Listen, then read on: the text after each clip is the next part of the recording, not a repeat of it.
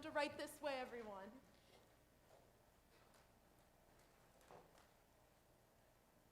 This is the famous painting by Robert Trumbull entitled The Declaration of Independence.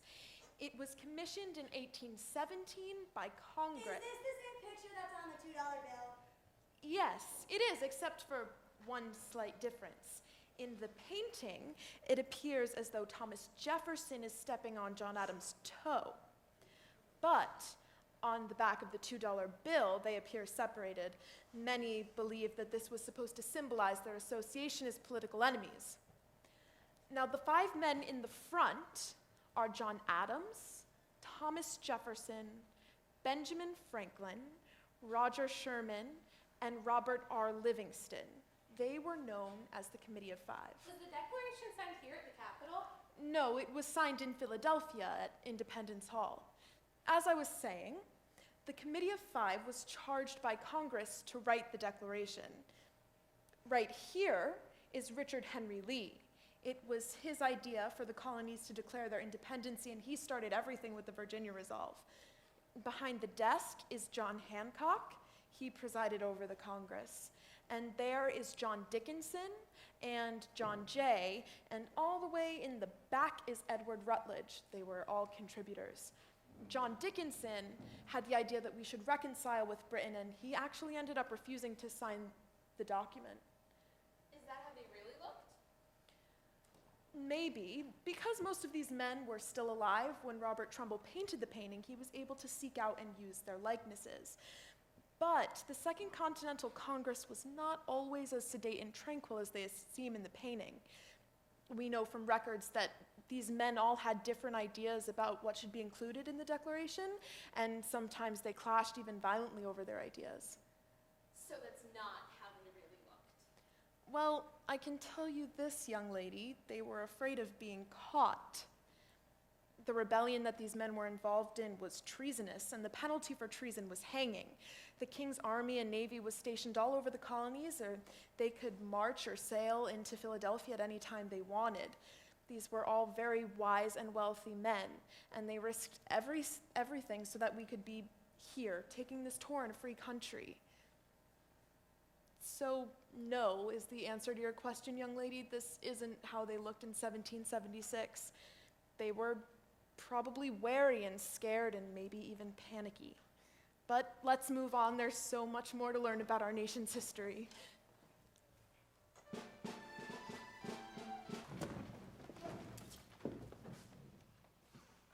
As we gather before our Lord God Jehovah, we ask that he bless us in this exercise of our free will to choose the righteous path that will guide us to his everlasting promised land, salvation,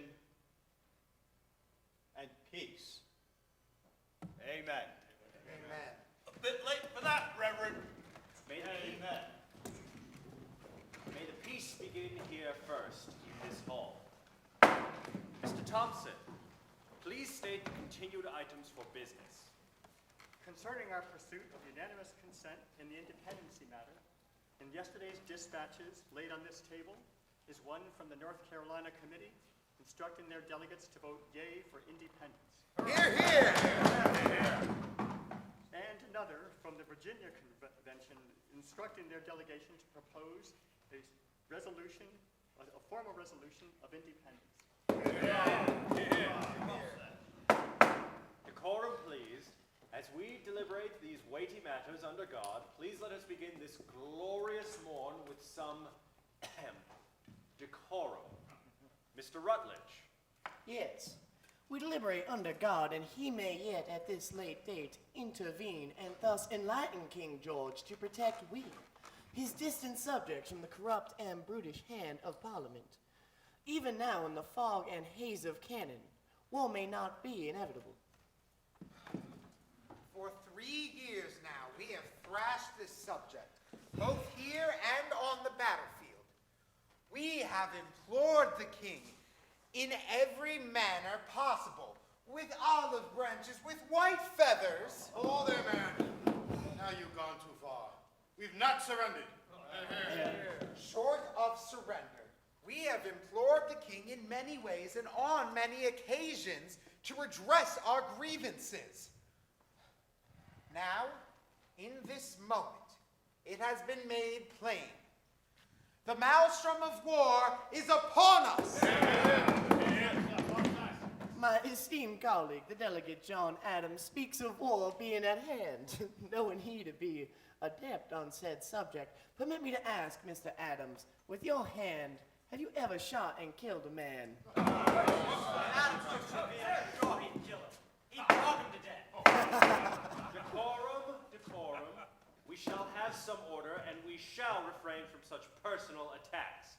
The Brits provide those aplenty. Mr. Franklin, you have the floor.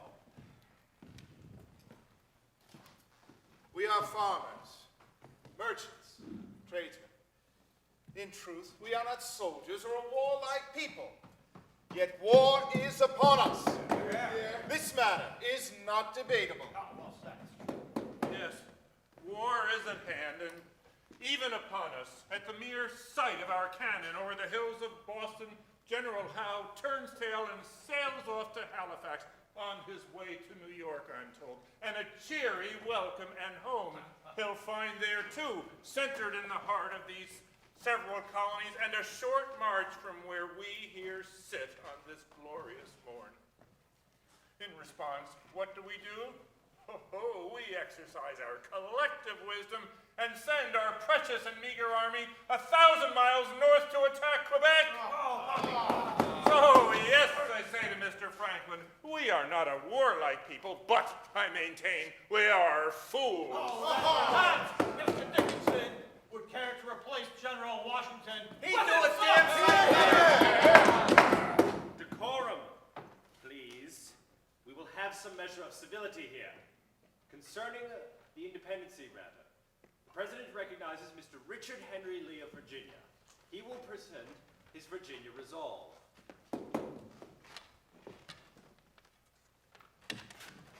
Mr. Franklin is correct. We be not a warlike people.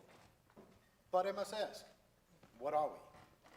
And more importantly, how do we look upon ourselves? Are we an amenable people who believe in peace? Yes. But what is peace without honor and dignity? The king's peace, I say, is slavery. And it is our duty to throw off that which degrades us as men. Order. Please continue, Mr. Lee. Therefore, I present to this Congress the following. Let it be resolved that these united colonies are, and right oughtly to be, free and independent states. That we absolve from all allegiance to the British Crown.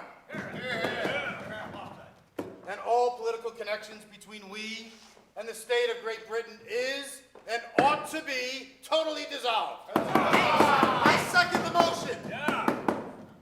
I must inform this body, and many of you know this, that the 2 British frigates blockading the bay have been seen sailing up the Delaware.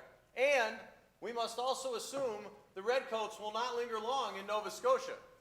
What is the purport of your conversation, sir? I mean to inform this body of the impending arrival of the King's fleet and subsequent attack on Philadelphia and this Congress. Here lies. Sir, do you bear intelligence attendant to this matter of which we should be made aware? No, sir. I merely employ the powers of deduction to surmise the Britishers' obvious next step and to warn all that we reside in the shadow of the gallows. We shall refrain from flights of fancy. Though God knows a pleasant musing would be welcome at this moment. I fancy we'll all be dancing from ropes. Being here this day makes us all traitors, so says the king. God damn the King! Order! We shall have some dignity here. I may not live, indeed we all may not live to the time when this independency resolve shall be made good. We may die. Die as colonists, die as slaves, or die on the scaffold. Be it so. But be mindful that we are watched by eyes not yet open, by those who will come after we are gone. They watch what we do here this day.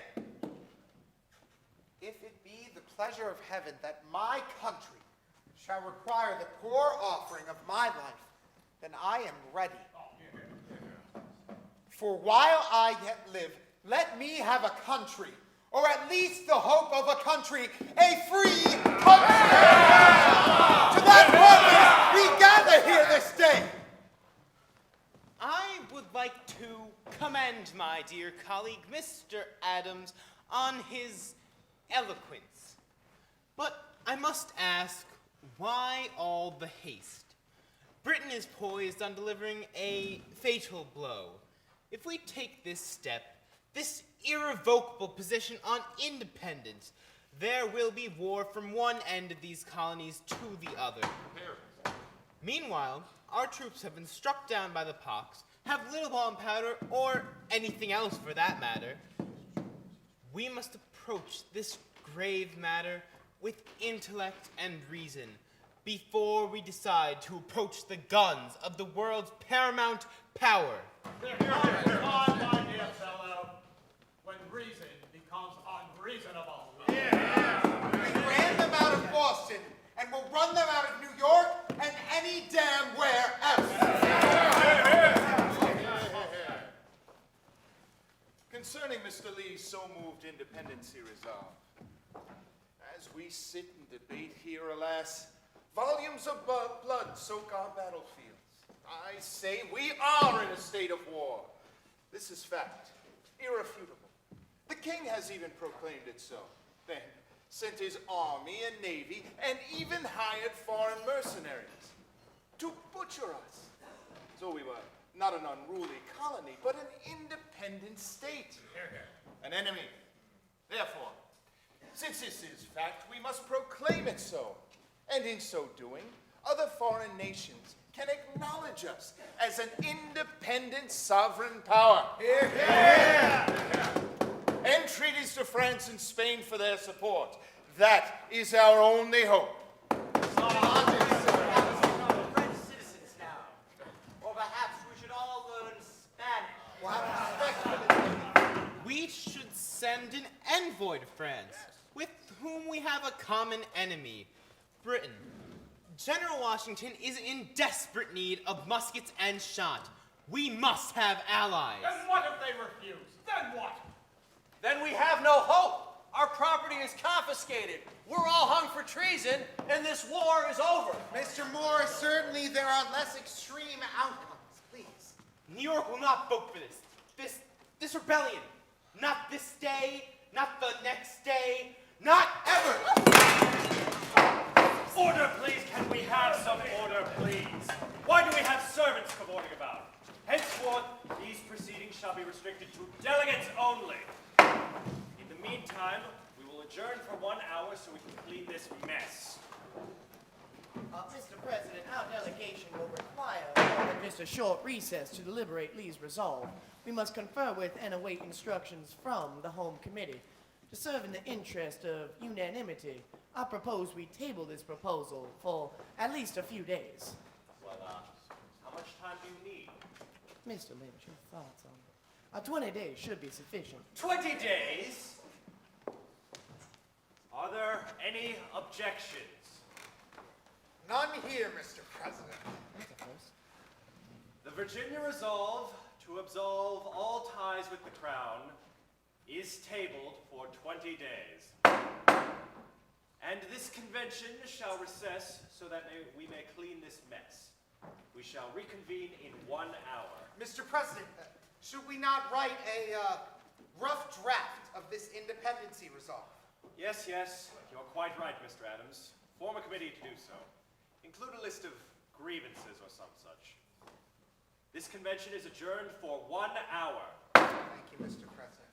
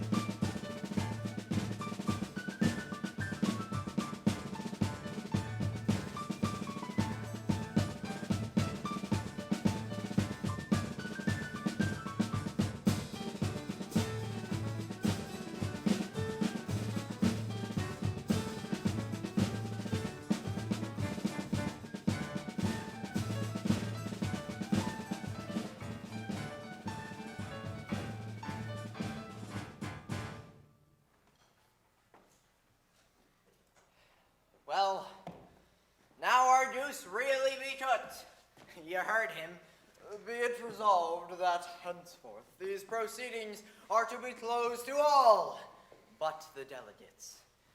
Does ye know what that means, friends? That means now we all be without jobs. What? Just because Chastity dropped her tray? Nay, Sarah, 'tis not chastity. Afraid of Tory spies is what they be. They think them everywhere, listening with their ears on the walls and watching through the windows. Aye, and they fancy spies even among us too. They'll be closing and shuttering the windows as well, so says Mr. Hancock. What? In this heat, Enoch? Heat or no, Mr. Hancock is convinced Tory agents are everywhere, even peeping from afar with spyglasses. Then I expect Enoch is likely right. The days of milk and honey be about over. So be back to the brickyard for me, mixing that damn mortar for my pa and carrying it too. Damn it all to hell! I'll miss this job. And the victuals too. Best not let father hear you curse so, Jacob. You ever heard him on the job? I think my pa will take me back at the dry goods store, though he's still sorely vexed that I left. Could there be room for two? What be your plans, Emmeline? Thanks for thinking of me, Caleb. But I hear Ross's upholstery is looking for good sewers. That'll be for me, if they'll have me. My aunt schooled me well in the ways of needlecraft. It's a good trade. I'll work with you, Caleb. Me, I'll do anything to avoid cleaning my pa's stables again. That'd be vile and foul work. Now hold on, friends. Let us not rush off so hastily. Our esteemed employers won't suffer this heat long. Leastwise, not without refreshments. They'll be calling us back ere long. I'm minded to agree, Ben. Our esteemed employers have long grown accustomed to servants and slaves. They won't do without. Not for long, anyhow. Verily, Rufus. And what with the windows closed, they'll likely work up one hell of a powerful thirst, especially with all the damn shouting and hollering they be doing in there. Agreed. But in turning the matter over a bit further, I'm minded to ask, should we go back? What? And leave such a light and cheery fare as this? Agreed, Caleb. Light and cheery it may be. But, well, from a certain point of view, what those big-wig delegates in there are doing is, well, the king is disposed to call it treason, as he so proclaimed it. Rufus Galloway, watch your tongue. Don't ye be calling those good and honorable men in there bigwigs. They're working for the cause. Only the king and his traitor Tories will call this Congress treasonous. I say the men in there are patriots and they're fighting for our freedom. Now, don't get all lathered up, Ben Becky. I'm just saying that when the Brits come, and sure as shite they will, every one of those high and mighties in there will hang from yonder oak. And like enough, we'll be hanging right next to him for aiding and abetting. Methinks it's time to seek new vocations, safer ones. That's hogwash. The Brits aren't coming. Why, we drove those bloody redcoats out of Boston, and George Washington would thrash their hides if he finds out they're coming down here through New Jersey. We'll keep them bound up in New York till the French come with their frigates and blast them back to the fucking promised land. Why, Ben Backy, plan on giving the Brits a drubbing and all by yourself, are you? Best not let General Washington hear you. He'll sign you up and post you on the Jersey Road without an army. And what kind of promised land was that? Sorry, Chastity. My tongue runs away sometimes when the subject touches on the cause.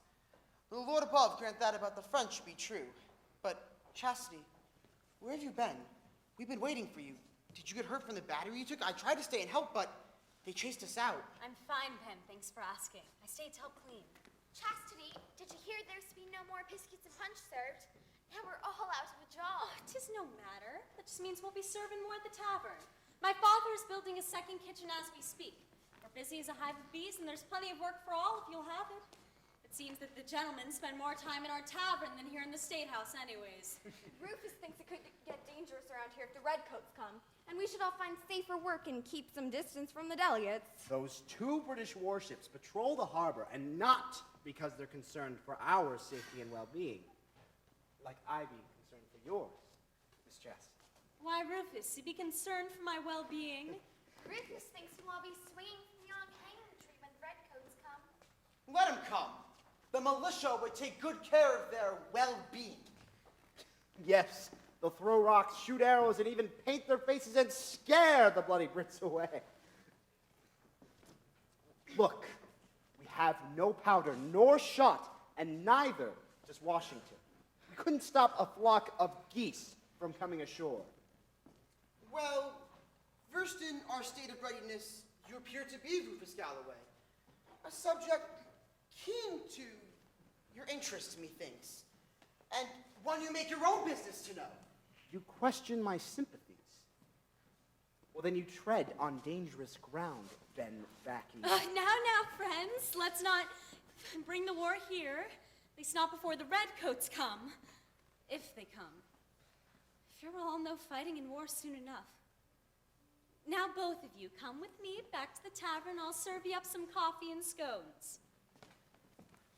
I want scones.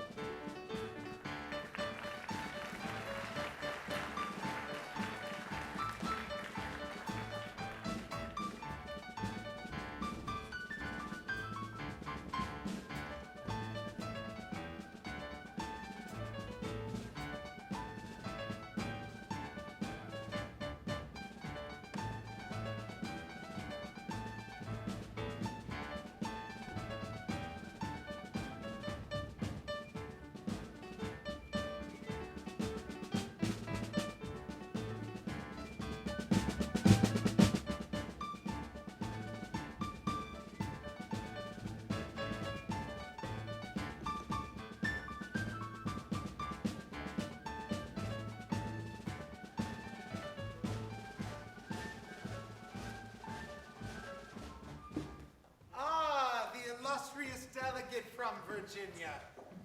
Welcome, Mr. Jefferson. Please have a seat. I believe we now have a quorum, so this committee meeting can come to order. Indeed, Mr. Adams, we have come to order. Waiter, more ale here, all around, and put it on my tally. Ben, is that you? Working here now, are you? Yes, grandfather, just helping out, temporary. You be a good lad, son. If I may remind this committee, good sir, some serious business we are here to discuss. And so we shall. Let the discussions begin. Mr. Hancock has tasked us with writing a set of principles by which we shall declare our independency from the power. And may I advise the table, this document may not be needed if Mr. Lee's resolve fails to pass in the vote. Quite right, Mr. Livingston, but prudence dictates how prepared we should be, since its consequence is most likely. Then a list of grievances should suffice. Lord knows that topic's been thrashed about rather thoroughly these past several months. Will you gentlemen be ordering dinner this eve? We have roast venison fresh from the oven. In a few moments, my dear, a bit of business we have yet to discuss. Mr. Livingston, since you profess considerable knowledge of the subject, perhaps you'd like to pen this compendium. Nay, my sprained wrist would surely prevent me. I suggest Mr. Adams write it, since the idea begins with him as well as the passion. What say you, Mr. Adams? On this subject, I abound with passion.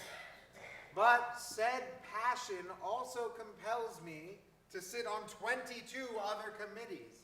I simply have not the time. Said 22 committees practically compel our dear colleague to live in said tavern. Methinks a Virginian should take the task, since Mr. Lee's resolve emanates from that colony. I suggest Mr. Jefferson pen the list. My time is consumed in correspondence with my own state legislature in the writing of a new constitution and the attendant codes of governance. I have read your summary view of the rights of British America. Penned it is with a vigor and persuasion that I am certain you can bring to this enterprise. But surely a list of grievances requires no great eloquence. And a preface or a prologue, and perhaps a conclusion. That's settled. Mr. Jefferson here will write our declaration. I will. Now, on to more serious business. Ah, young lady, I'll have the venison. Bring enough for the table here, and don't forget the bread, and more ale here.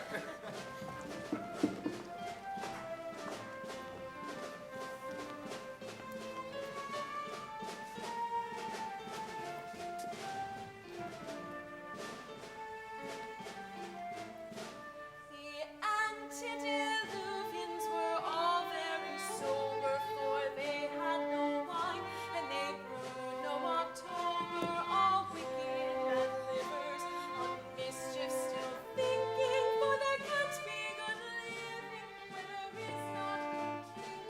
Derry down, down, down, Derry down.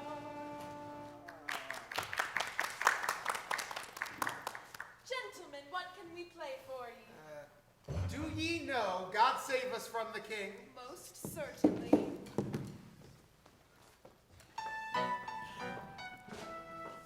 Now England is a final land, a monarchy of old. A land where freedom made its claim for the rights of man, I'm told. But sad of late the parliament its very soul has sold, and bartered its nobility to steal its daughter's gold. Fie, fie, woe is I, what will the future bring? Cry, cry, do or die, God save us from the king. Now there she sits, a virgin bride, awash in God's pure light. But from afar an evil king would bring about her plight. Though she is weak, her virtue gives her now the strength to fight. But will that virtue save her from the king and that dark night? Fie, fie, woe is I, what will the future bring? Cry, cry, do or die, God save us from the king. Yes, now the evil tyrant sends his army to her shore. His troops of soldiers now invades and batters down her door. His red-coat warriors set upon her, spreading blood and gore. How long before his daughter cannot take it anymore? Fie, fie, woe is I, what will the future bring? Cry, cry, do or die, God save us from the king. Now here she stands a-trembling as she wavers on the brink. Her hopes of reconciliation all begun to sink. Will she have that far abuse, or will the people drink? There anymore she will rebel, I think. Fie, fie, woe is I, what will the future bring? Cry, cry, do or die, God save us from the king. Cry, cry, do or die, God save us from the king.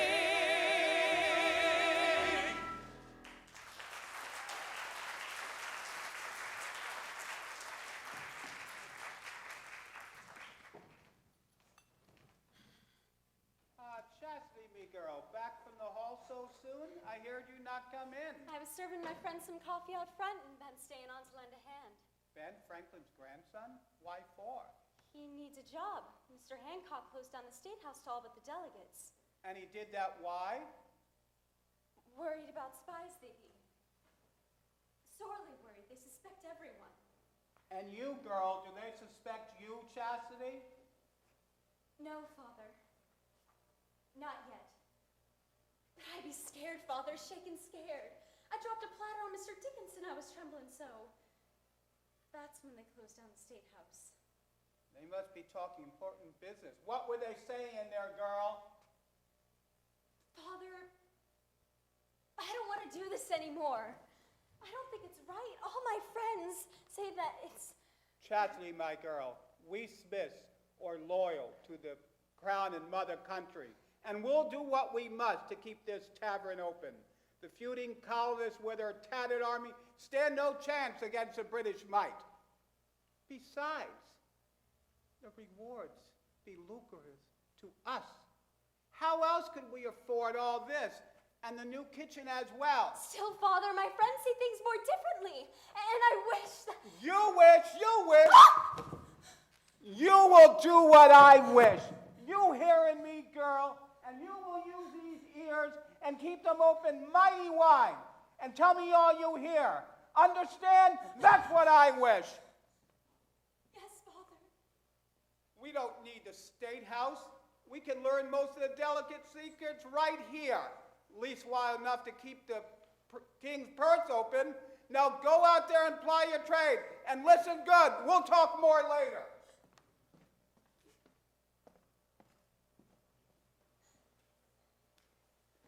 Did you see? Did you hear? I heard all and saw all, though I do not believe my eyes nor ears. Believe it. I'm a Tory spy. I spy at my father's behest. I know your soul be not with this deed, and that your father threatens you, and worse. Oh, Ben, what am I to do? We'll confide this with my grandfather tomorrow at music. He'll know what to do. Though I know your heart is not in this business, my heart is.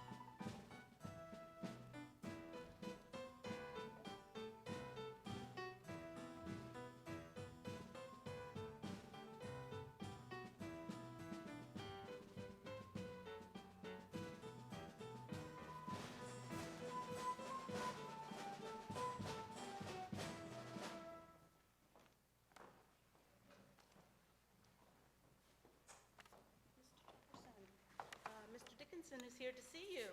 Oh, why, Mr. Dickinson, what a delightful surprise. To what do I owe the honor of your visit? Just out for an early stroll, Mr. Jefferson, and thought I'd stop a moment and invite ye to dinner this eve at my home. My dear Mrs. Dickinson, Mary is roasting a turkey. Why, that is most kindly of you, good sir.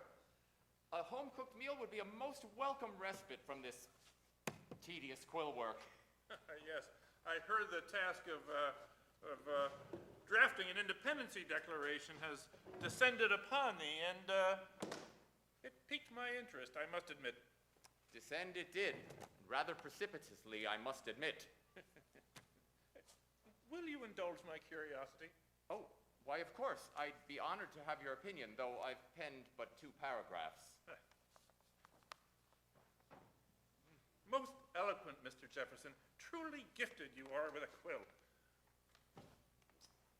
When a long train of abuses evinces a design to reduce us to absolute despotism, then it is their right. Nay, it is their duty. It is our duty to throw off such government.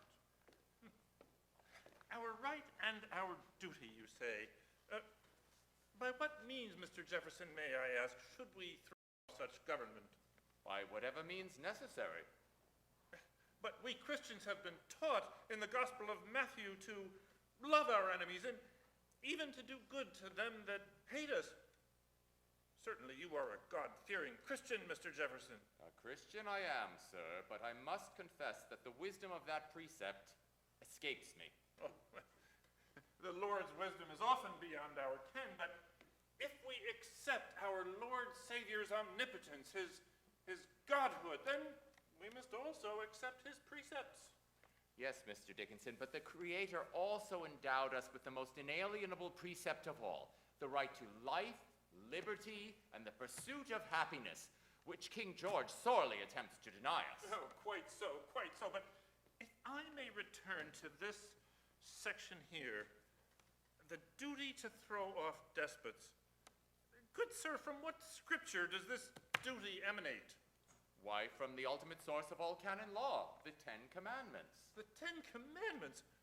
Please explain. All Christian monarchs incorporate these commandments into their codes of law, then discharge them with due justice as it should be. But they exempt themselves by divine right. I, and many like-minded thinkers, including Thomas Paine, question this self-proclaimed divinity, since none of them evince any evidence of same. Therefore, it befalls upon we, the people, to enforce all of God's laws, the Ten Commandments, and therewith impose these laws upon all, including the miscreant monarchs, as was the Creator's intent. Further, these commandments are God's compact with us. Live within these laws, and prosperity will follow. Therein lies the true nature of the Creator's wisdom, and it applies especially to kings. A most interesting thesis, Mr. Jefferson, very modern, and one that I must admit I have not previously encountered, though it bears similarities to Quaker teachings. So then, to the second part of your statement, prosperity is the measure by which we should gauge our monarchs? Quite so, for destitution is always the fruit of the despot. Fruit of the despot, you say? I am glad I brought my appetite. Ah, Mr. Dickinson. Good to see you, sir. A hunger for philosophy abounds here, Mr. Franklin. 'Tis good to see you, as always, but if you'll excuse me, I'll take my leave. Ah, here for the music assemblage, and with some new faces, I see. Yes, this is Chastity Smith from the City Tavern, whom I believe you know. And this is my granddaughter, Sarah. Welcome to my humble salon. Here, the cares of the day, to the merriment of music, are delightfully adjourned, at least for a brief intermission. What are your talents, ladies? I'm not quite a lady yet. Ah, but a fair and comely one you will be, enhanced only by the gifts of music. Miss Chastity? I sing passably in church and occasionally in the tavern. An invaluable talent, my dear. Care to manifest your aptitude?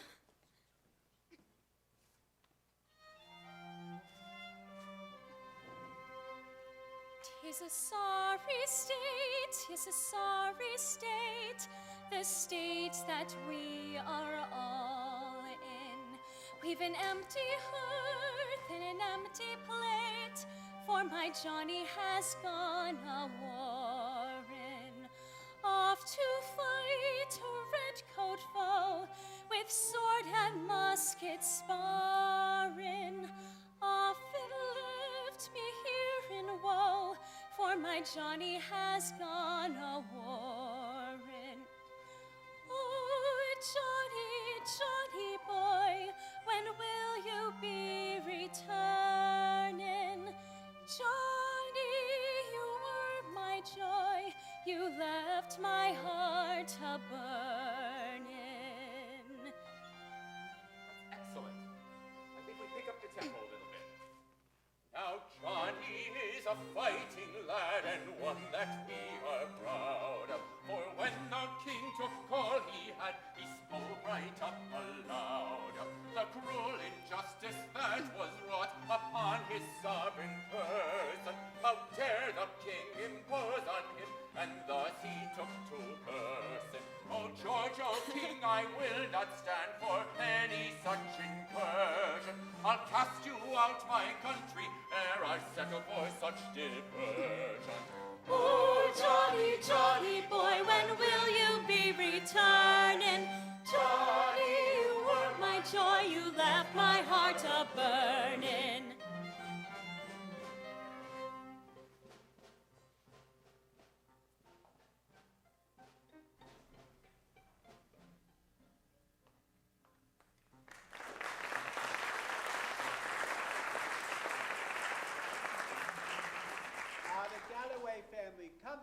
to grace my fair tavern. Not so loud, little man. We wish not for our presence here to be so loudly proclaimed. Nor our business noticed. 'Tis Little Smith to my friends. And so it is, little man. Speak plainly what you have for us tonight. My Rufus here tells me that your daughter Chastity's clumsy spillage has caused us our ears in the State House. 'Tis of no matter. All business of any consequence occurs here at the State House. Here? So then what do you have for us tonight? Speak. There's a resolve pending for the United Colonies to declare their independence from Britain. I heard them discussing this issue at this very table. Do they have the votes for it to pass in the Congress? Jackson says they surely have the votes to pass, but are holding back for all yea votes, so to put forth a united voice. That be so, Father. With all yea votes, they expect France or Spain to come to their aid. They fancy themselves an independent, sovereign state. This here be news of no little value, my man. My superiors will be quite pleased with this information. Keep the tidings coming. Rather small, is it not? A little purse for a little man. Father, there is the matter of my business with Miss Chastity. Oh, yes. Little man, my son Rufus here bears an interest in your fair daughter's chastity. Methinks betrothal can be arranged between the two of us, one that would further all our pursuits. Oh, he does he? And 'tis Little Smith again, now that he wants something? This is what I can say. When the British come to rid the city of rebel spawn, that it is possible that she can be made to agree to what you ask, with the proper inducements, of course. What say you, Major? 'Tis of no concern to the crown. Then I'll hold you to your word. With enough of these, they shan't be calling me Little Smith anymore. It takes an ample man to carry an ample purse. Excellent, everyone. Now, can you play that bass line with a little more of a march-like feel to it?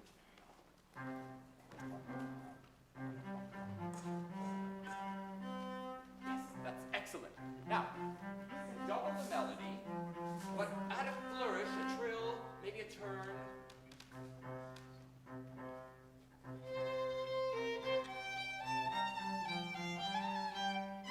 Yes, that's excellent, excellent. Chastity, can you sing another verse and bring us all in on the chorus? Johnny is of handsome face and quite the manly bearing. And ever since he left this place, a uniform he's been wearing. Of continental blue and tan, he's such a sight to see. I hope no lady steals my man, for he belongs to me. Oh, Johnny, Johnny boy, when will you be returning? Johnny, you were my joy, you left my heart a-burning. Now Johnny writes me every day his letters full of love. He promises that I'm the only girl he's thinking of. Oh, Johnny, Johnny boy, when will you be returning? Johnny, you were my joy, you left my heart a-burning. Oh, Johnny, Johnny boy, when will you be returning? Johnny, you were my joy, you left my heart a-burning.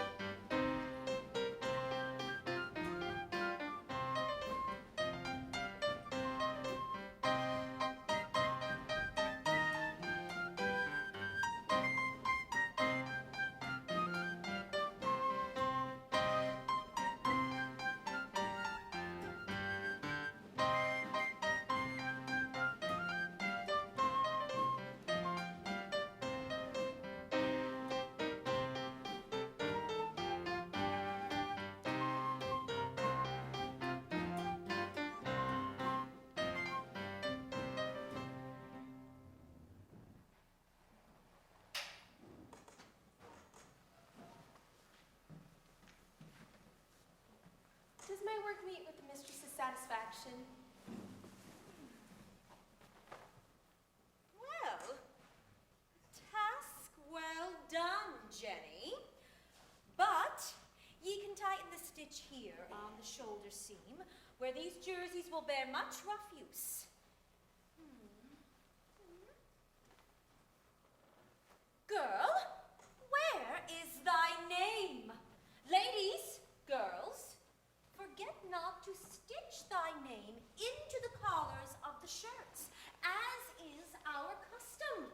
But, mistress, a waste of labor and thread it plainly be. Surely our time you wives are spent making more shirts on behalf of the cause. No, it would not. Our men and boys are out there in the fields, shedding their blood to relieve us of the yoke the king would put on us. 'Twill bolster their hearts to see thy names, and know that we be of caring minds. And you, Miss Wright, be there a fortunate soldier boy out there who bears a special affection for thee? There be not, but she sorely wants one. Then, when one high-spirited young trooper sees what a fine shirt ye made, with such love and care, he'll know just who to look for when this war be won. Jenny Wright. And that's how he'll know she's the right one for him. Let us temper our mirth, ladies. We have serious tasks to perform. But a little singing would help the time to fly.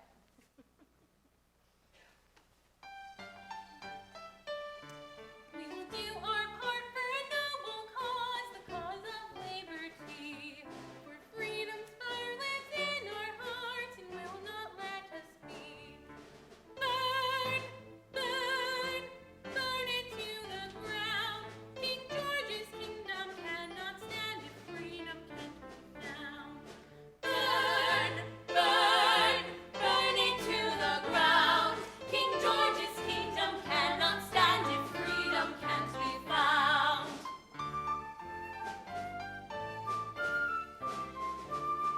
For our country is our sacred home, our blessed land of birth.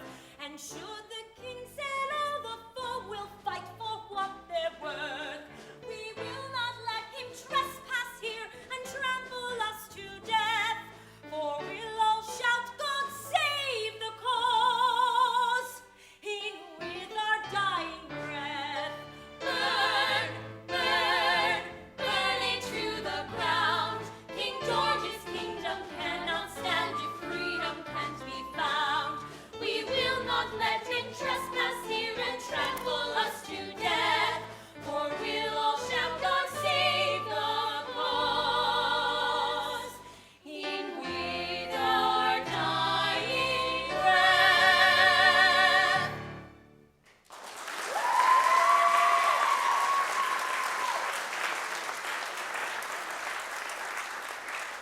Back to work, ladies.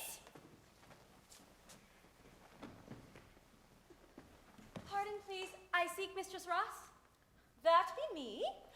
A quilt for repair? No, mistress, 'tis but a sample of my needlework, made with scraps from my aunt's sewing table. I seek employment. Well, a rather unusual pattern. Stripes. But a fine tight stitch. Ye have good hand. Betsy, my dear niece, Uncle Ross. always a joy to behold, especially here at your workplace. And thriving it must be with all these busy hands at work. There be much work in these troubled times, Uncle Ross. But please, come in, please. The good general, 'tis a pleasure to see thee again, sir, outside the pews of church. Oh, and Mr. Morris, a special thank you to you, sir, since it is your generosity that provides us with the materials we need to make the sundry wares an army needs. Why, thank you, Mistress Ross. It warms my heart to see the vendibles so earnestly employed. But alas, Miss Ross, 'tis not the social joys that bring us to your fair shop, but the forementioned needs of the army. Specifically, we need colors. A standard banner for the different militia to fight under in this unified continental army.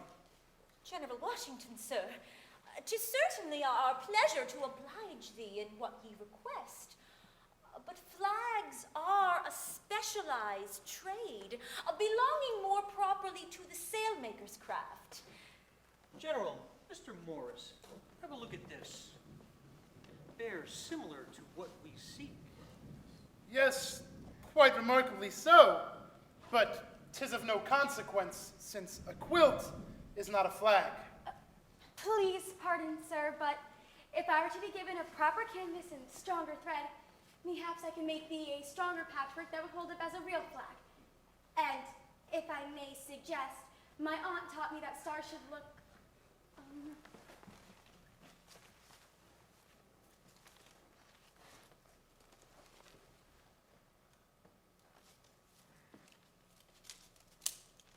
stars should look more like this.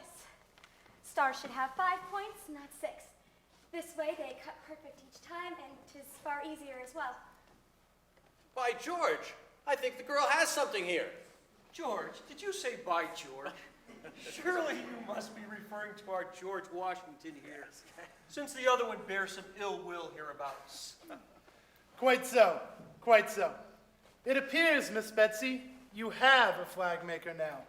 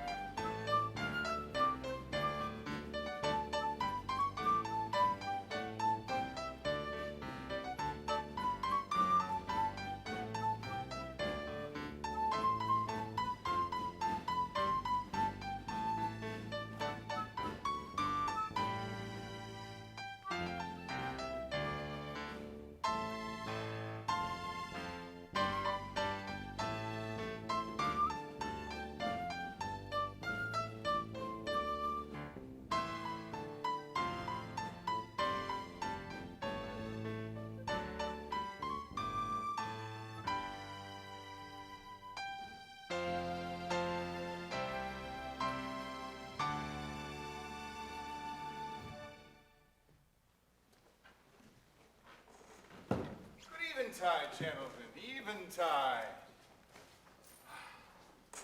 Once again, let me express my sincerest regrets that this committee couldn't meet in a more civilized venue, such as the Three Crowns. But since this is a committee of secret correspondence, an attempt must be made to effect the principle of discretion. As a result, here we are at Carpenter's Hall.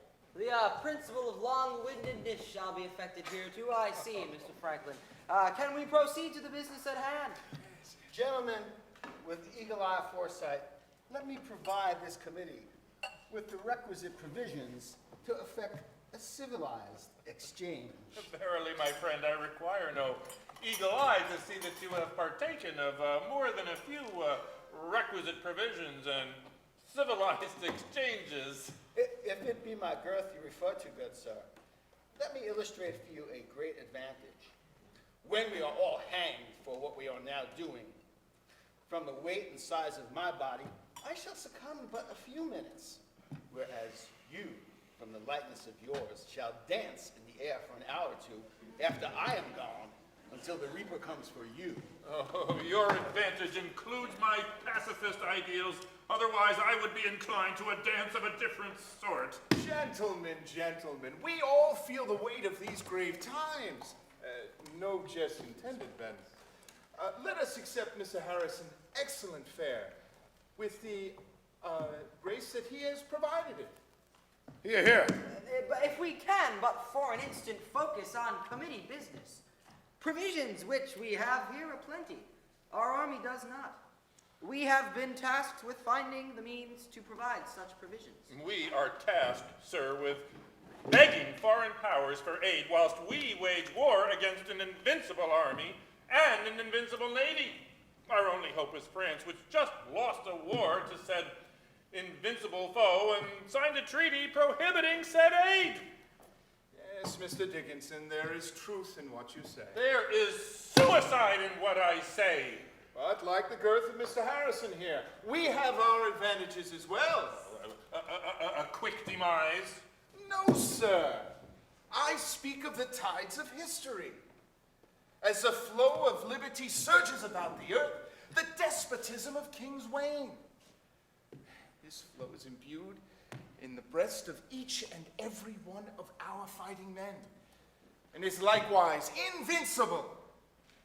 We fight for the natural rights of man, the power to choose, what to believe, how to think, and even who to love. The coming British Armada sails against this tide, gentlemen, the tide of freedom. Here, well said. So what, may I ask, can we do? What business is there to conduct? We've entertained all the charlatans and posers who have come before us, and we've sent the very capable Silas Dean to implore the French. Is there some middle way, perchance? Some partial reconciliation for which we can redress our wrongs? Too much blood has been spilt. There can be no middle path, especially after Breed's Hill. At this moment, we must band together and see this thing through. To that end, the coming independency vote is critical and must be of one mind, one collective yea vote. But methinks there may be a gambit yet to employ to further that end. First we dine, and now we are to play games of strategy? Yes, Mr. Dickinson, the game of strategy. It has come to my attention from a most reliable source that a viper's nest of spies operates from within the confines of the city tavern. Lord help us, the city tavern? That is my favorite haunt. Mine too. I caught it there on the 3rd floor. And from there it extends its coils into the State House itself by corrupting our retinue of young waiters and servers. We have managed to turn one of the coerced participants to work for us now. So Mr. Hancock's suspicions are confirmed. He was right to have shuttered the place. Yes and no, Mr. Johnson. I propose we reopen the hall. Let the servers back in. What, and let the spies return? Hear me out, sir. We now have a spy amongst the spies. She is to put forth a rumor that the French have secretly agreed to provide military aid.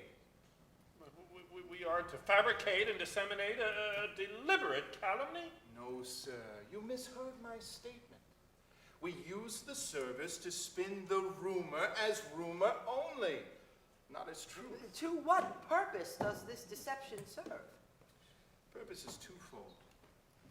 May serve to confuse the British, add a layer of complexity to their plans, and stay their ships in the harbors of Halifax for a time. Second, it may convince some of the fence-sitters in the Congress to vote nay, yea, or abstain from voting yea, nay. And what makes you think anyone would believe such poppycock? Because, sir, when questions are asked, we will either deny the rumor or not accede to its veracity. As a result, its truthfulness must be assessed. I must admit, this gambit, as you say, is intriguing. I shall think long and hard on your proposal, sir. I find that the clarity of the thought process is always enhanced by a good claret. Especially as you say, Mr. Harrison, before we are all hanged for what we now plan on doing.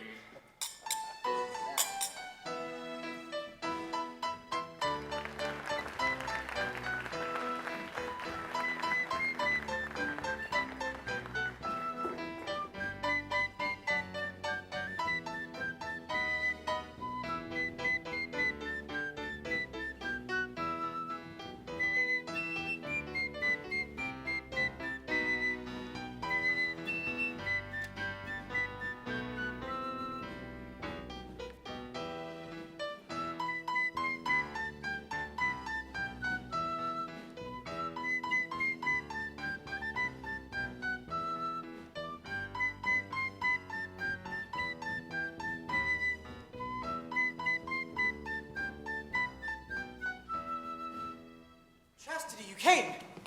You got the note. Sarah slipped me your note at the tavern. I was able to sneak out since my father is off on his business. I missed you, Ben. They tell me you work at the print shop now? Near about a week now. I'm apprenticing, really, but learning the business side as well. My grandfather fancies me running the place someday. Did he talk to you about... Don't mention it, Ben. I'm ashamed to know that people are mindful of my wrongdoings.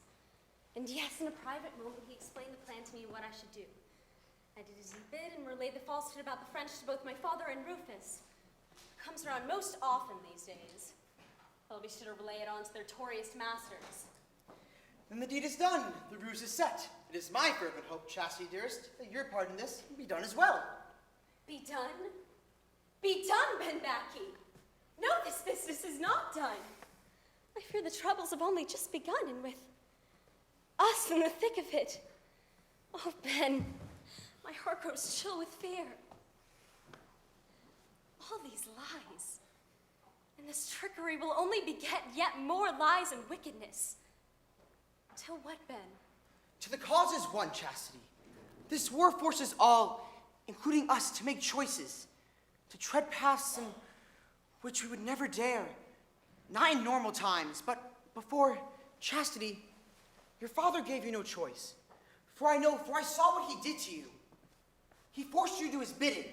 Oh, Ben, I wish with all my heart I was not dragged into all this. I must betray my family or betray my dreams. Wish I could just live a life, a plain life in normal times. One without fear, without war, and without my father. Ben, if he discovers, if he finds out what I've done, Ben, what he'll do to me, I dare not think. Then come to me, Chastity. Come to me now. Be with me as wife and husband. I'll treat thee with care and keep thee from beyond his harm. Why, Ben Backy, are you proposing to me? In a word and indeed I am, Chastity. I propose marriage, and I propose we live the life that ye dream of. One with a home, one with a family, and one without fear. Without war, Ben? Without war, too. Chastity, because we have the spirit to persist and to overcome the heartache and to eventually win out against the king and his hirelings sent to kill us. Verily, my love, you and I can create a land where we can be free. Free from the tyrants both near and far. Without war. Without war. Without the danger and uncertainties we face. Without war, we could build a life of love. A life of love, a simpler place. You and I. You and I.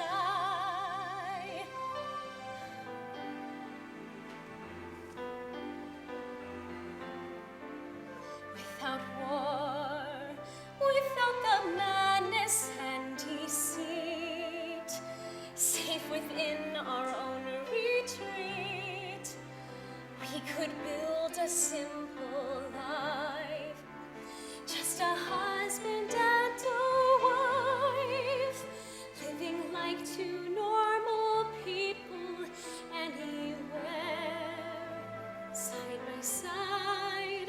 We could be so happy there. We wouldn't need much more.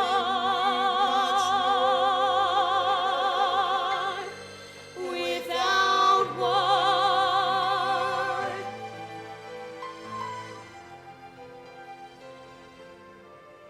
Without war. All the things we took for granted in the past, we would recognize as the things that last. Friendship, home, and family. Before all this treachery, will we ever see those days again? Or are we left with just remembering?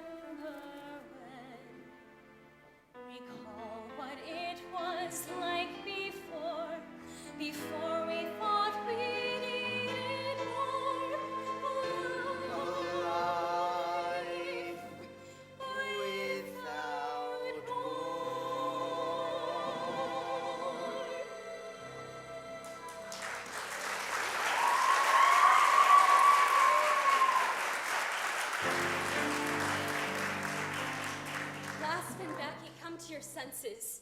We shall not marry, for we have no home, we have no coin, we have aught anything. All we have is war and deception and wickedness. Then we shall work hard and fight hard to end this wretchedness. And when the war be won, Chastity, my love, we can create that land that you and I want to create. Oh, Ben. Chastity! Chastity, are you out there? We need you. Ben, I must go.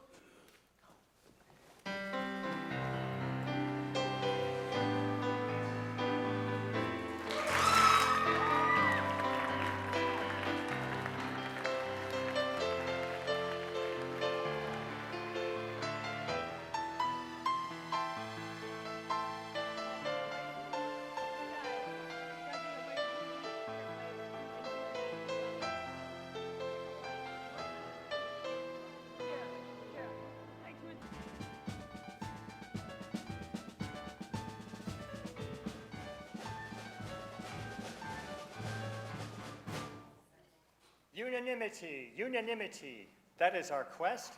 Like knights of old seeking the sacred grail, we sit here at our round tables. Will we brook any deviation from this course, I ask? The sad answer is no. No deviation, no digression, no divergence from this sacred quest. We must be of one mind. Well, gentlemen, I'm mindful of another who brooks no deviation from his quest, a tyrant residing 1,000 leagues thence, whose wrath at this instant is poured upon us. Gentlemen, we are not of one mind, nor of one nation, but rather 13, each with their own interests and aims aspertaining to the tyrant's overthrow. In this quest for unanimity, do we not throw off one despot afar for 13 near?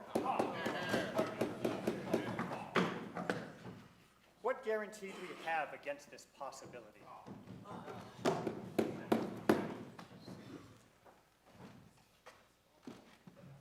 The gentleman from New York's point is well taken and understood by the 13 colonies represented here. But another point must also be understood. Our proposed European allies will not assent to our aid unless we stand united on independence. We cannot be viewed as fighting amongst ourselves. I heard France has already agreed to come to our aid. Now, there's a secret agreement afoot. A rumor has come to my attention, and everyone else's, that the nation of France has agreed secretly to provide us with aid. Unfortunately, I must announce, there is no truth to it, though it be my fervent hope and unspoken prayer. Methinks he doth protest too much. My sentiments as well. Why the disclaimer? Unless it be verily true. Friends backing us, we may not be decorating the hanging tree. Decorum, please. Can we have some decorum, please? Back to the matter at hand. The delegate from New York, Mr. Alsop, raises a valid concern and argument that can and will be dealt with by future Congresses. We have, at present, a full plate with one tyrant. Our one mind will deal with subsequent tyrants one at a time. Mr. Dickinson. Mr. Jefferson, I must again question this section here in the second paragraph. But with a long train of abuses, reduces them under absolute tyranny, it is their right, nay, it is their duty to throw off such government. Would you care to elaborate? From whence does this originate, I must ask again. The origin, sir, lies in conceit. The monstrous arrogance, self-exaltation, and vainglory that allows the king, the despot, the one mind, if you will, to delude himself, devoid of evidence of being divinity, and all-knowing as to what is best for his subjects. The result is the inevitable abridgment of the people's God-given natural rights, sir. Prudence dictates one of two courses, rebellion or negotiation. We've exhausted the latter and are engaged in the former. Hence, my preamble. soft-spoken man, your words ring loud, Mr. Jefferson. To rebel or negotiate, that is what we debate. I subscribe to the latter, believing there is still time, though I admit little hope, as we are now engaged in the act of throwing off a dictator. But we are most assuredly not, as you say, exercising our right to pursue happiness, for the war will soon be outside these windows, as it is for so many of our brethren colonists. If I may, Mr. Dickinson, happiness is one of my favorite topics, though elusive its pursuit be, particularly in these troubled times. I be not here. Nay, I dare to say, do any delegates be here to pursue happiness? Ah, but indeed you are, sir, most assuredly so. That is our primary purpose for our being here. As the higher powers imbued us with life, they also put within our souls the capacity to distinguish between right and wrong, good and evil. By choosing the righteous path, as all creeds predict and all evidence suggests, happiness will ensue. We stand here firmly braced on the righteous path, gentlemen, and happiness will inevitably ensue, eventually. We're gonna die laughing, boys. Now hang me with a smile on my face. Hence, this right is self-evident, particularly in this hall. Tell that to the boys who lay bleeding in the field. Tell that to the slaves who labor under the lash. One moment, please. Go. Mr. Jefferson's draft declaration is tabled, and this Congress will reconvene as a committee of the whole in pursuance of Mr. Lee's independency resolve. We should first absolve our allegiances to the Crown before commencing amendments to Mr. Jefferson's handiwork. Mr. Benjamin Harris will preside.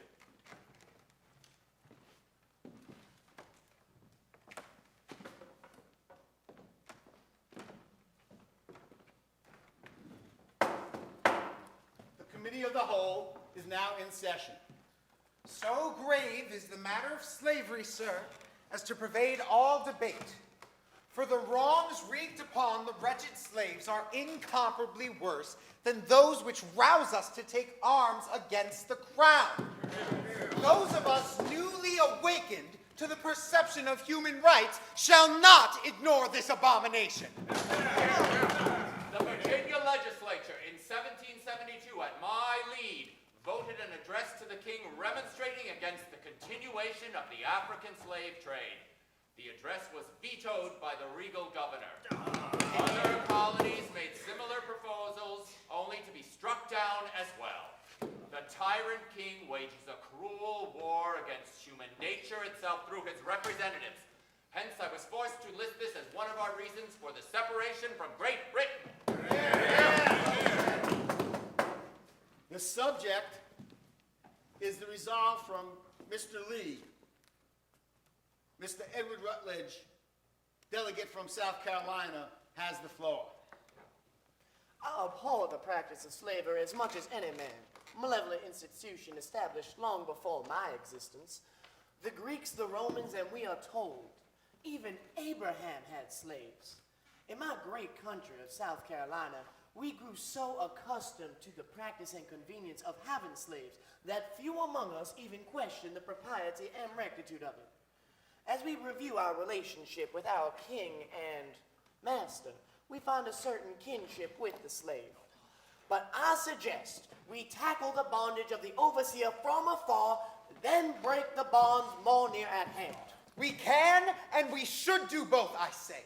That we can proclaim our natural laws and fight for our freedom, and yet keep others in shackles is at least inconsistent, and at most, rank hypocrisy.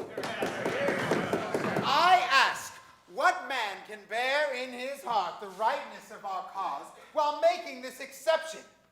If we do not abolish with a pen stroke here and now the evil institution of slavery, there will come a time when those who claim a higher rectitude will seize upon this flaw to negate all that we do here. For what are we but a band of broken down slave owners? Order! Order! We shall have order in this chamber. I will have decorum. We will confine this discussion Duly resolved. I call Mr. Thomas Lynch from South Carolina. Many of us have inherited large estates built by prior generations. Yes, I must admit, they include slaves. But we cannot, with the stroke of a pen, open the door and let them fly away like uncaged birds. First, we are prohibited by law from doing so. Second, widespread idleness and chaos will follow. The result would be economic ruin for all. The process of manumission must be conducted in a timely and orderly manner. Well said, Mr. Lynch. The vast majority of the world, since the beginning of history, have lived oppressed under the disquietude of tyranny, as we do as well. But in this moment, we have the unique opportunity to change that and to end the curse of bondage for all as we build this new America. The power of this act is manifest and almost unarguable. But some perspective I should like to introduce here. Yes, slavery is evil and wretched. But my retainers are well cared for and live far better here than their brethren in the wilds of Africa. We give them all they need, including the gift of Christianity.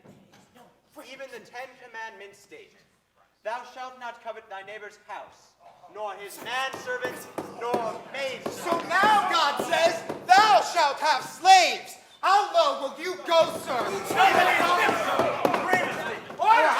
Satisfaction, and I will have it now. We must have him down, Mr. Franklin. Will you aid in restoring order, or should we need the militia? Shoot at him, shoot. Passions run hot on these topics, as well they should. They embrace life and death, ruin or prosperity. I am glad, though, to observe that the disposition against keeping Negro slaves has become more objectionable with the passage of time. Mayhaps, gentlemen, this is not the day to slay the beast named slavery. But that day will come, and soon, for the tides of history flow with liberty and freedom, and like a great wave shall crash upon these shores with vigor. Those tides bring the British fleet and their army. Walk around in that tide with ropes around our necks. I must steer this discussion back to the Lee Independency Resolve. Mr. Dickinson, you have the floor.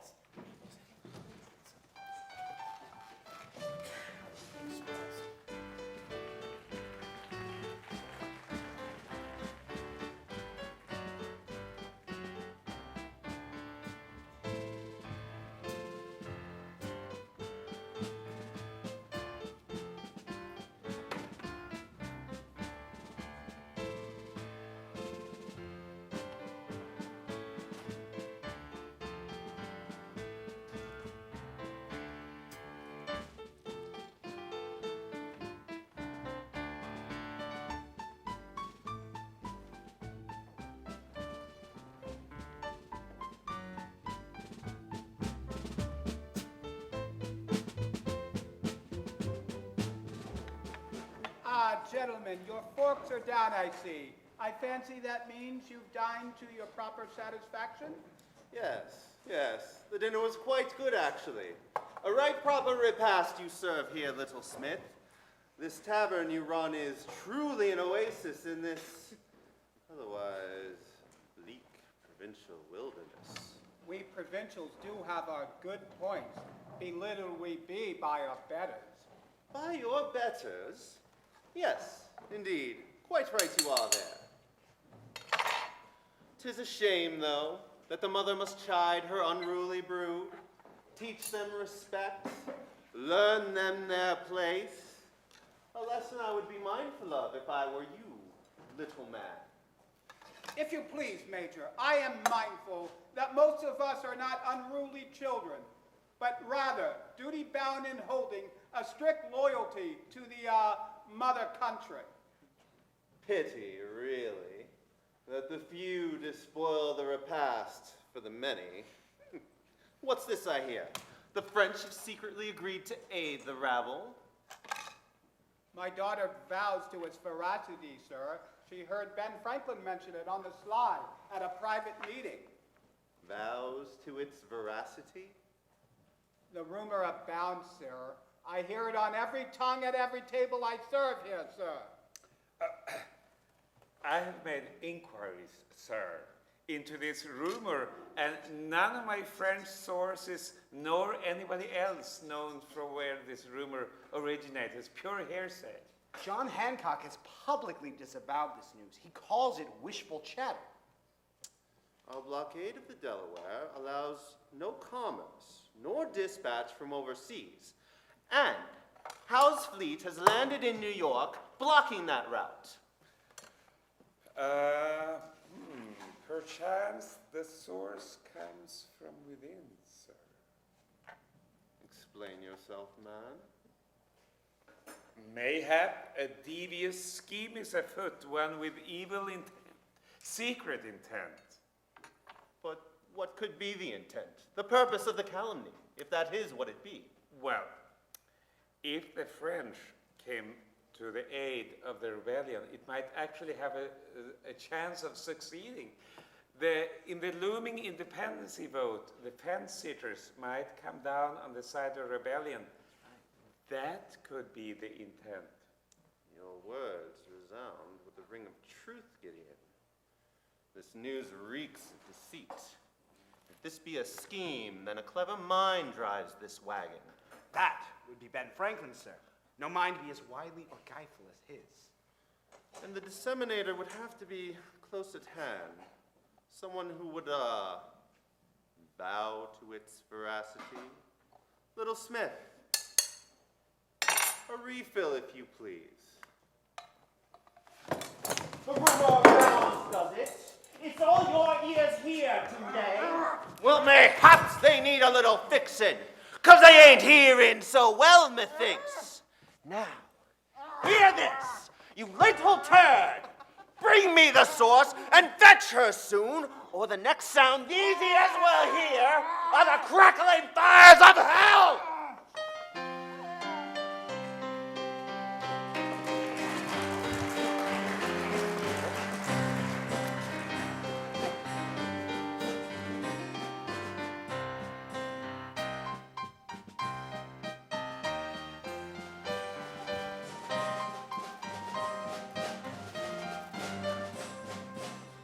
Well, Ben, he was right.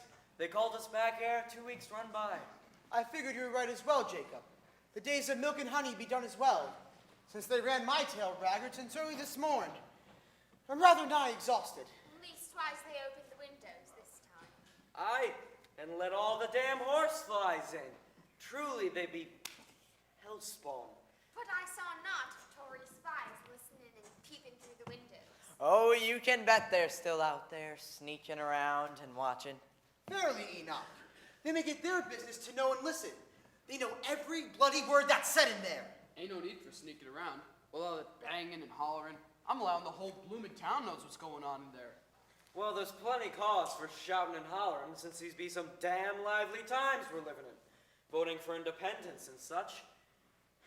Too bad they can't agree, though.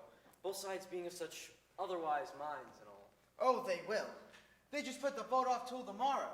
You know, to gather in the stragglers and win over the fence-sitters. Why would anyone hold out now, since the French are coming and joining the cause? We don't know that for sure. John Hancock says it's just hearsay, rumor. He would know. Well, that's one hell of a cock and bull story to be floating around, without there being some truth to it. Here comes Emmeline. Hello, sister, over here. Evening, Emmeline. How does he fare? Coming back to lend a hand, I hope. We sure could use you. Tending to the needs of the delegates keeps us busy as a swarm of horseflies. God damn those horseflies. Tending to the needs of the army over at Ross's Upholstery keeps me right lively as well, Enoch. Giving the job of flag making is my task, and sorely needed it be for the cause. Less so says General Washington. You're working for General Washington? Aye, he came by the shop asking Miss Ross to make the army a flag. We spoke some since he liked the pattern of my quilt. Then Miss Ross gave me the job being swamped herself in making jerseys for the army.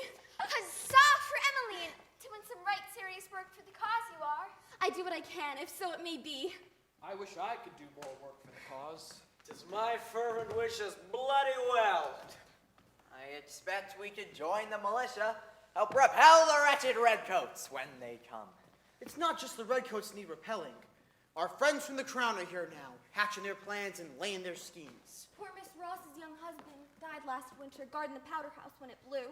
Fucking Tory treachery, no doubt. I'm thinking of putting my names in the rolls of the regular army.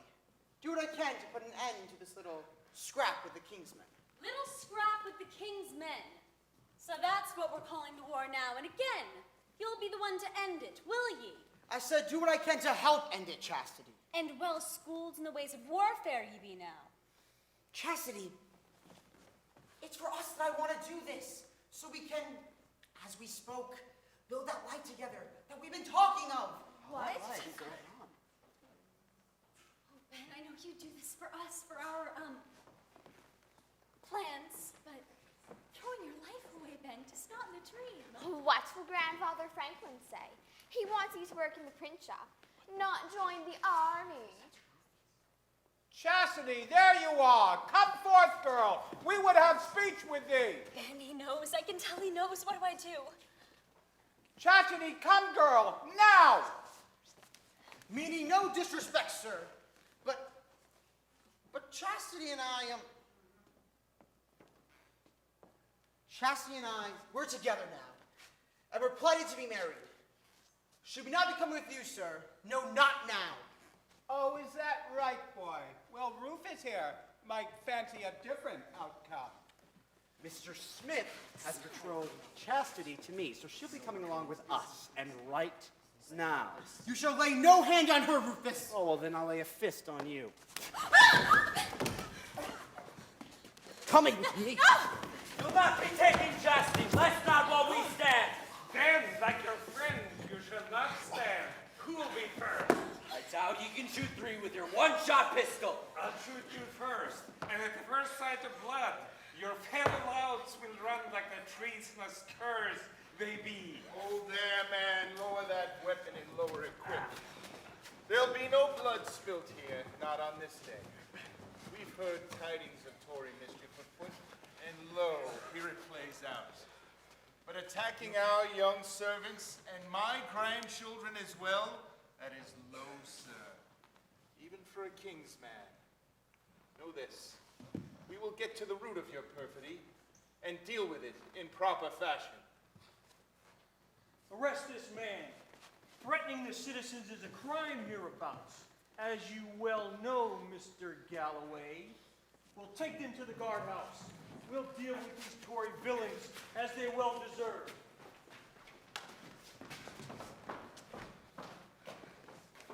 Ben tells me he plans to make a life with Chastity.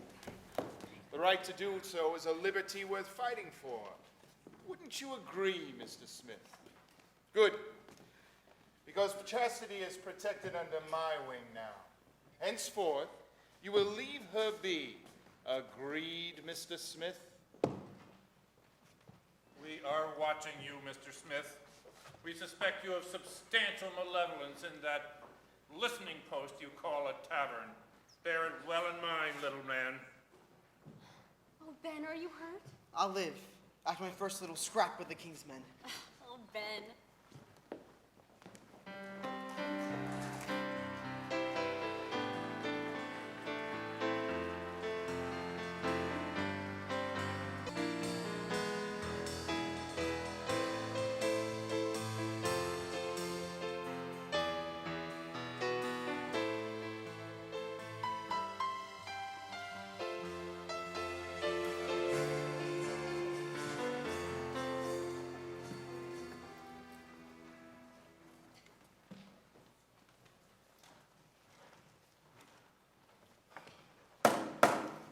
We have at last reached the final section of the draft declaration. Mr. Jefferson, I trust since you've expressed your characteristic quietude that you will approve of the collective addendums and deletions that we've made. The document exists to precisely represent the convictions and will of these several states. We can at least let the man speak a few uninterrupted sentences, especially after the bashing his written words have taken over the past few days. Please continue, Mr. Jefferson. Thank you, Mr. President. Your consolation is welcome. To continue, we have been entrusted with the extraordinary task of crafting a creed, a set of guidelines for the building of a new nation. These past few days, we have been laying the foundation of our new United States upon the bedrock of our inalienable rights, which are and always were self-evident. The sun never shone upon an endeavor of greater worth. To quote Thomas Paine, I am but honored to have played my small part. Well said. Well spoken, Mr. Jefferson, just as your work was well written. Concerning the last paragraph, The gist of Mr. Jefferson's final paragraph merely echoes the Virginia resolve, which I am most pleased to have witnessed, passed unanimously in this chamber yesterday. I suggest that here in this draft, we simply include the text therefrom, not that Mr. Jefferson's language is a self-objection. I second that. This is an appropriate place to reiterate the Virginia resolve. then make it so. It has come to my attention that the British fleet and their army has landed in New York Harbor 2 days prior. Since we herewith walk in the valley of the shadow of death, mayhap petitioning our Lord for some divine protection at this instant would be in order. I've penned a sentence to that end, sir. For the support of this Declaration of Independence, with a firm reliance on the protection of divine providence, we mutually pledge to each other our lives, our fortunes, and our sacred honor. I second the motion. And so it shall be. Gentlemen, this concludes the amendment process to the draft. This is the point where we take the step, mayhap into the valley of darkness, from which there is no return. In this, we must all hang together. Are there any further comments? Yes, Mr. Hancock, I concur. We must all hang together, or most assuredly, we will all hang separately. Mr. Franklin, you have had the last word. Mr. Jefferson, I think it only appropriate that you read the amended version of the document while I call the vote.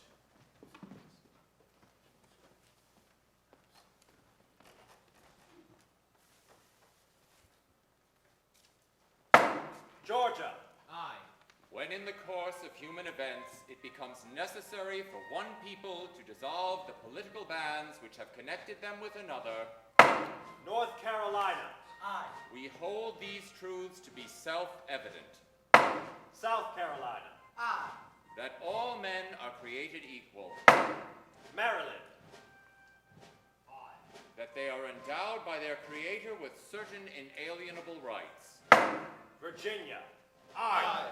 That among these are life, liberty, and the pursuit of happiness. Pennsylvania. Aye. That to secure these rights, governments are instituted among men. Delaware. Aye. Deriving their just powers from the consent of the governed. New York. Aye. That whenever a government becomes destructive of these ends, it is the right of the people to alter or abolish it. New Jersey. Aye. After a long train of abuses and usurpations which reduce people to despotism, it is their right, it is their duty to throw off said government. New Hampshire. Aye. The history of the present King of Great Britain is a history of repeated injuries and usurpations, all directed toward the establishment of absolute tyranny over these states.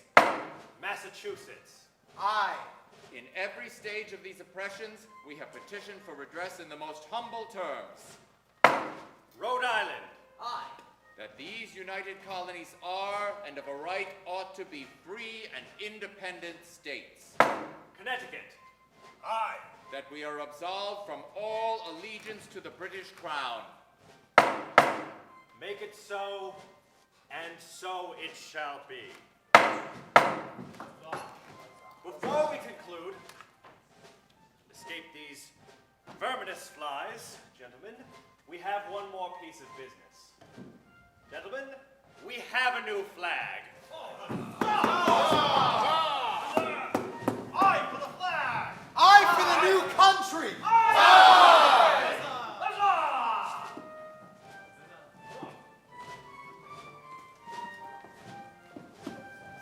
We now confess our unity and pledge to join the fight. Our courage and resolve will make the enemy take flight. For we have made this solemn vow, and now we must take heart.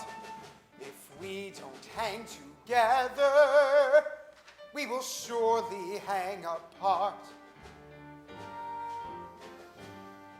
We look to that horizon where the light of freedom shines.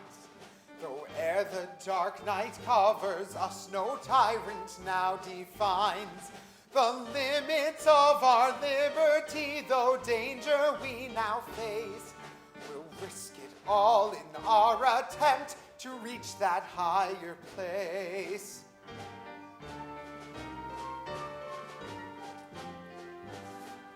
We pledge our sacred honor, our property, our lives, and swear to our Creator, from whom our strength derives, that though a terror we now face, our resolve will survive whatever evil deeds our opponent will contrive.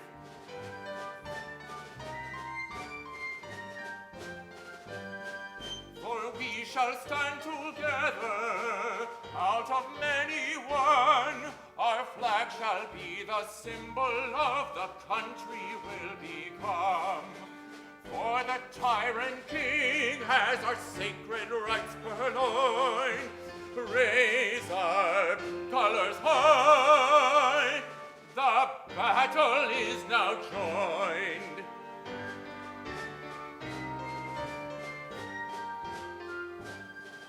We now confess our unity and pledge